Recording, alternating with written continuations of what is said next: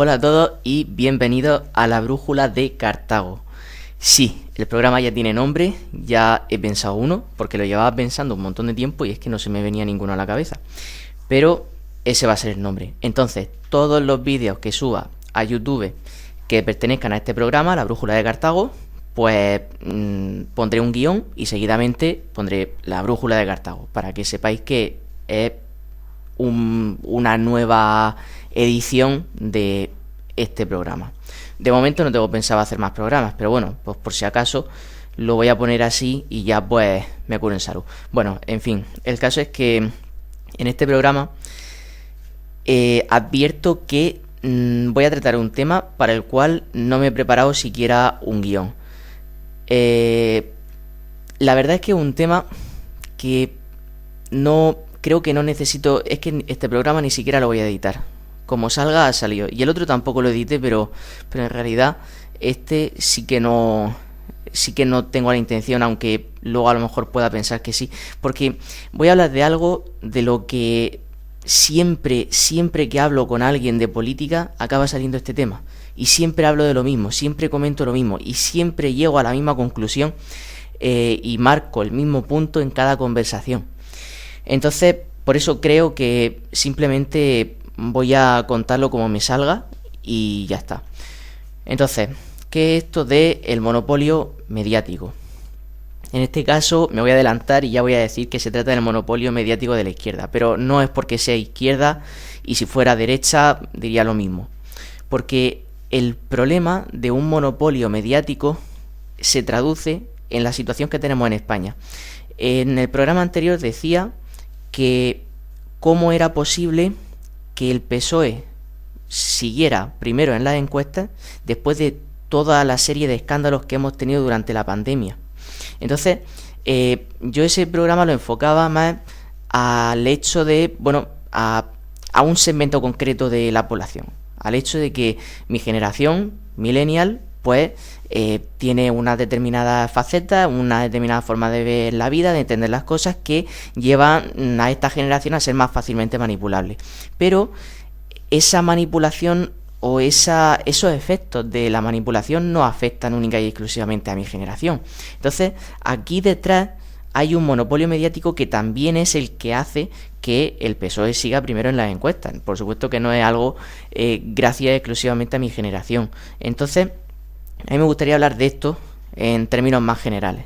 Por tanto, lo primero que tenemos que tener claro para hablar de un monopolio mediático es ser conscientes de que hay un monopolio mediático, y eso mucha gente no lo tiene claro, porque yo entiendo que desde el segmento de la derecha un votante de Vox no piensa que el PP sea de derecha. De hecho hay gente de Vox que piensa que el PP es de izquierda. Pero también sucede lo mismo en la izquierda, y es que hay gente que piensa que el PSOE es de derecha. Entonces, ver a una televisión, por ejemplo, favorecer al PSOE, no lo ven como un acto de... No lo ven como si se estuviera favoreciendo a la izquierda o hubiera un determinado monopolio mediático, porque la visión en sí misma, la percepción de cada segmento del espectro político está distorsionada de por sí.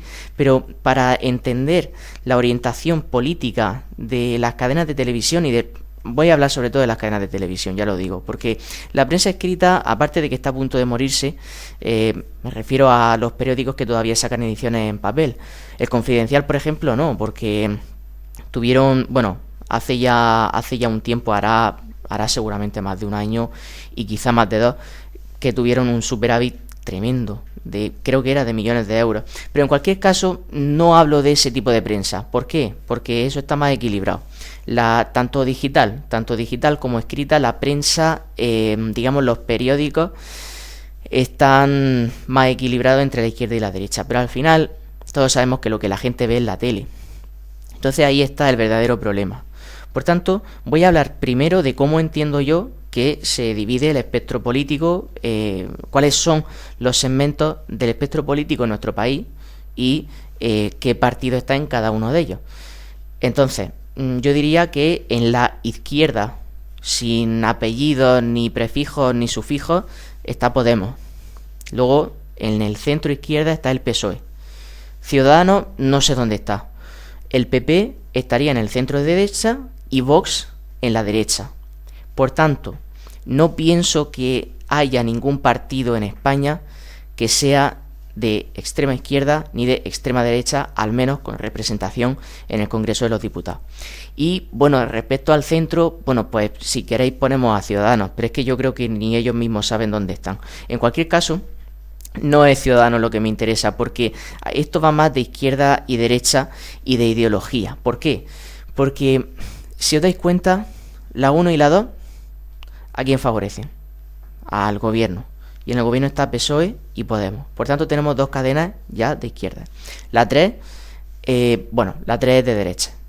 Pertenece al mismo, pertenece a Tres Media, que es el mismo grupo que La Sexta, pero eso a la gente que dirige a Tres Media parece que le da igual. Por tanto, tenemos una cadena que es visiblemente de derecha, o que por lo menos ataca a Pedro Sánchez y a Podemos, es decir, a Pablo Iglesias.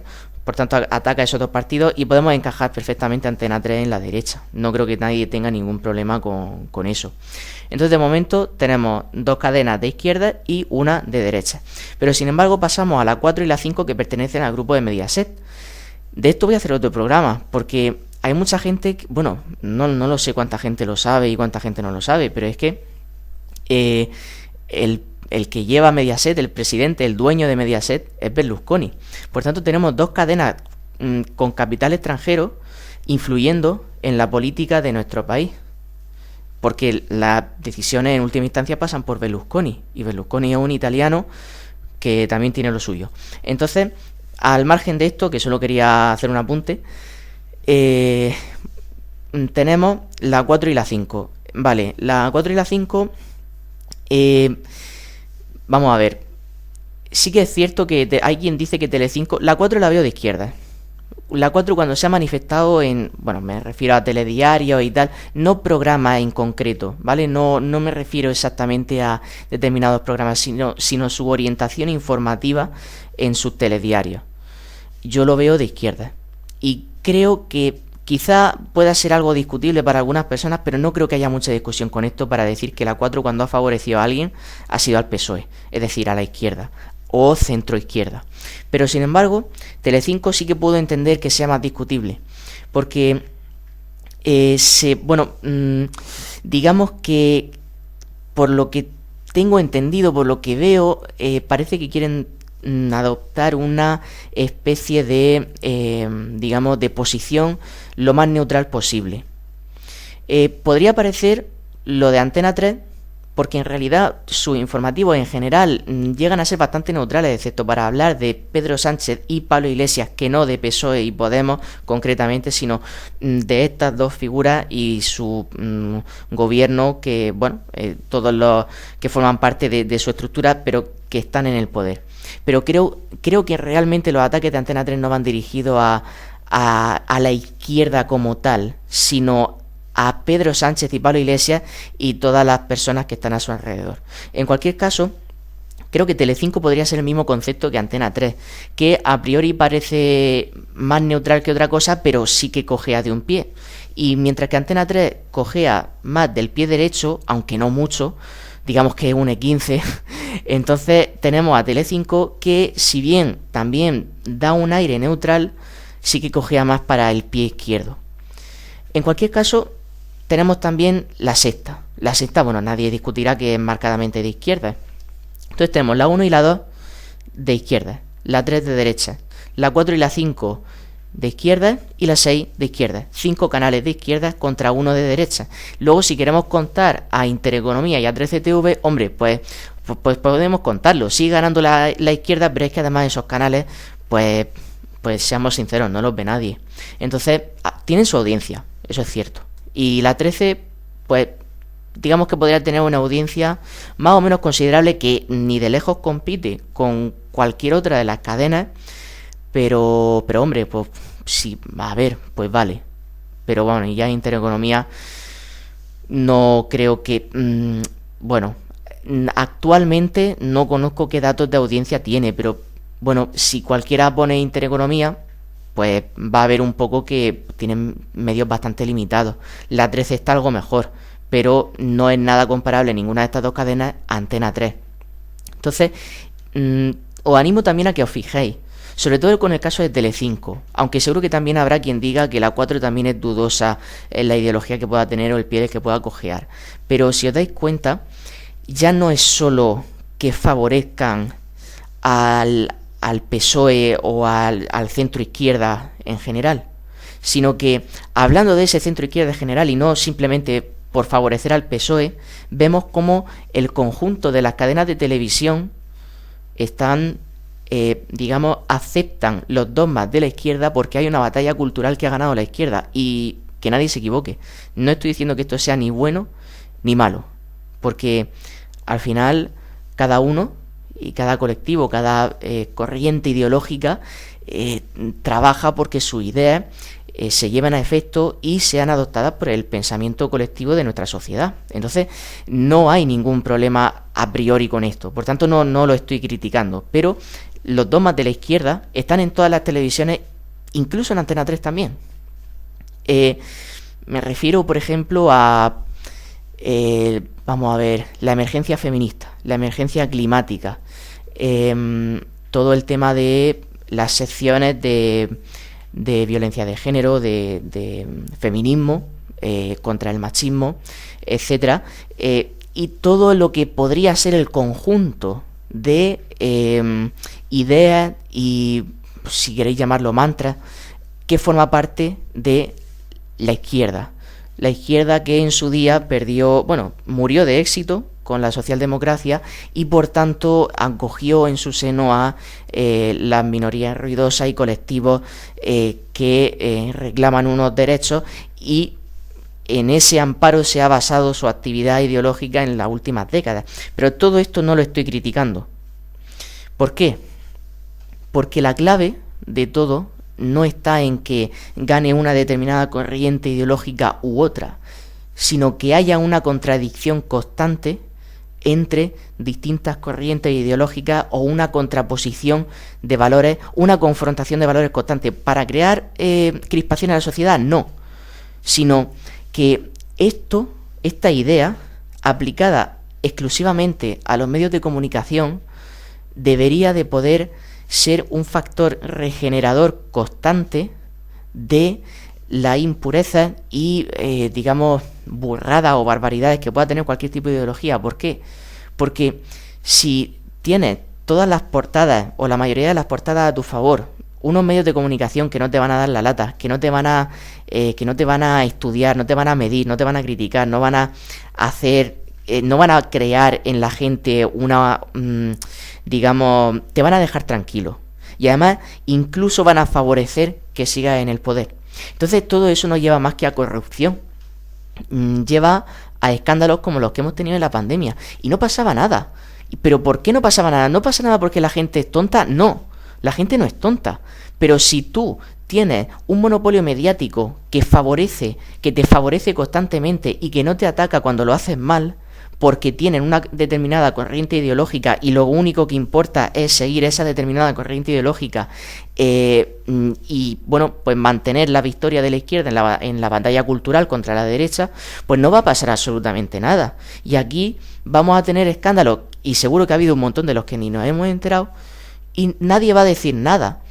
Y esto es malo también para la izquierda y para quien defienda todas esas ideas, porque no hay nada que esté pisándote los talones ni enfrente tuya para que tú hagas autocrítica de ti mismo y por tanto veas si a lo mejor tus ideas están cayendo en una especie de locura o que no se sostienen por algún sitio. No, porque de todas formas, aunque estés diciendo una burrada, va a haber unos medios de comunicación con un monopolio mediático que te la van a meter en la cabeza y al final vas a acabar creyéndote una barbaridad.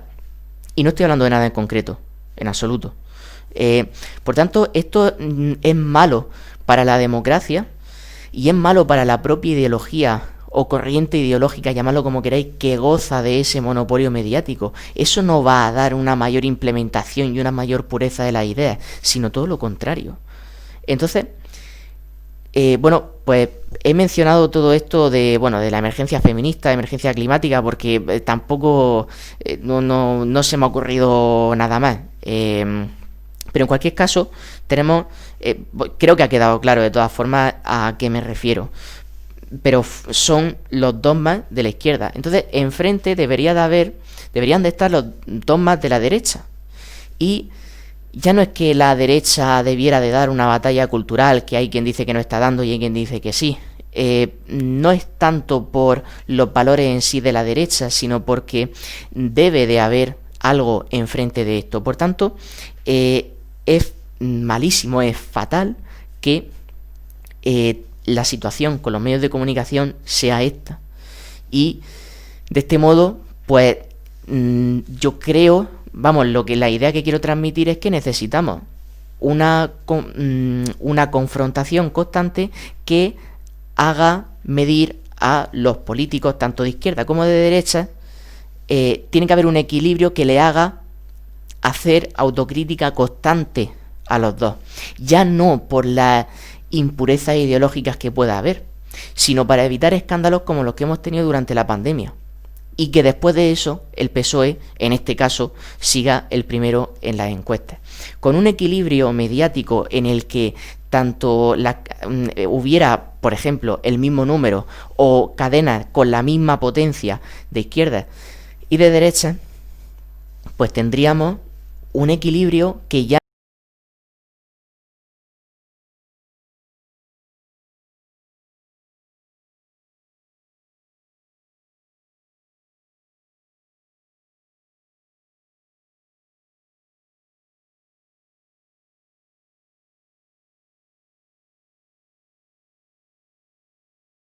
uno u otro está en el poder y entonces empieza a hacer barbaridades, enterarnos y además crear un rechazo